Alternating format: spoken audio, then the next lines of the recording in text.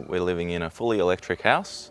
We've got electric cars, no gas, we've got electric cooking, heat pumps, we're doing composting, so we're trying to do everything we can to mitigate the effects of climate change. So I've always been interested in the environment and climate change seems to be the most important thing that's affecting the environment right now.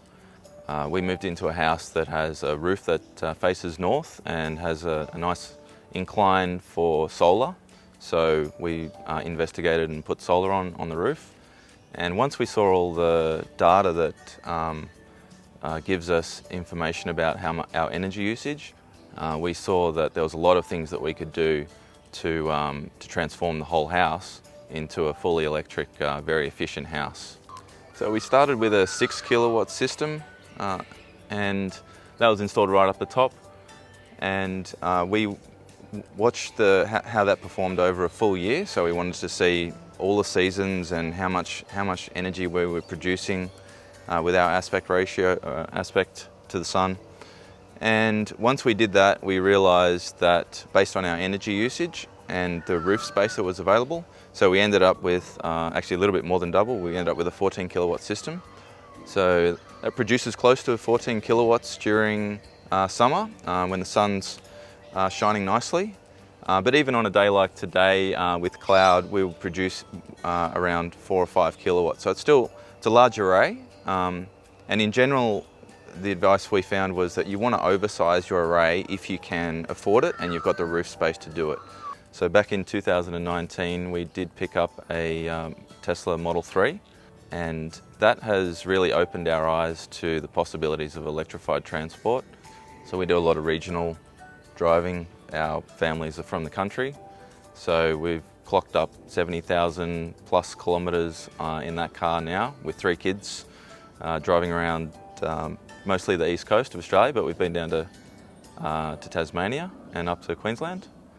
And then it was so much fun to drive that car that we decided we didn't want to have only electric cars now and then charge it off the solar, and it just all makes sense to do everything once you have those panels on your roof. Charging is obviously one of the big questions that people have with EVs, and especially going into regional areas and interstate.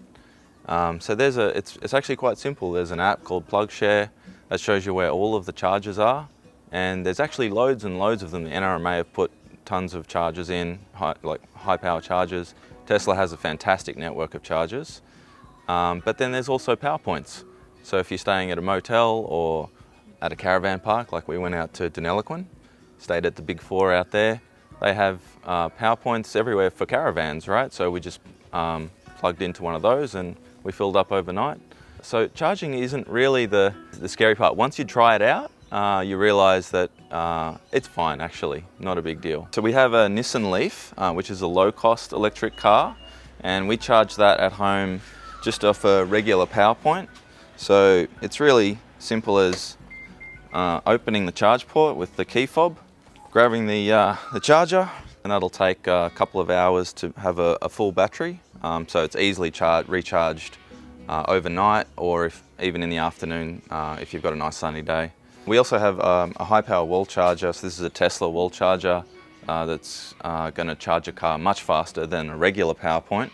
It does cost a bit extra, but if your battery in your car is much larger, which it is for a Tesla, this is an option if you want to charge a little bit quicker. So we also installed batteries to back up the house and also make use of our solar at night.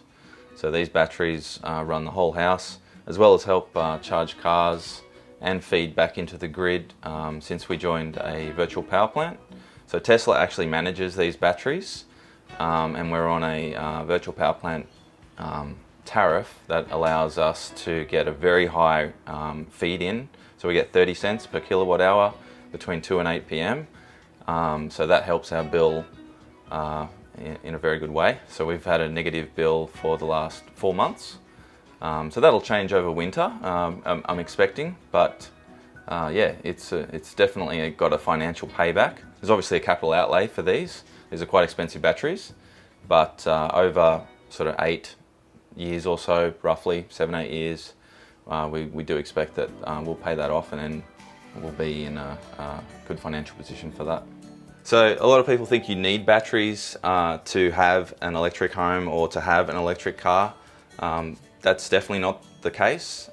So you can charge your car off solar or off the grid. That's completely acceptable, and if you wanted to have green power to charge your car, you can pay for a retailer that supplies green energy, and your car will be filled with wind and solar produced energy. The batteries here are really to support the grid. So they allow us to use our stored solar, not only self-consume it, but send it back to the grid when the grid needs it, which is during peak in the evenings.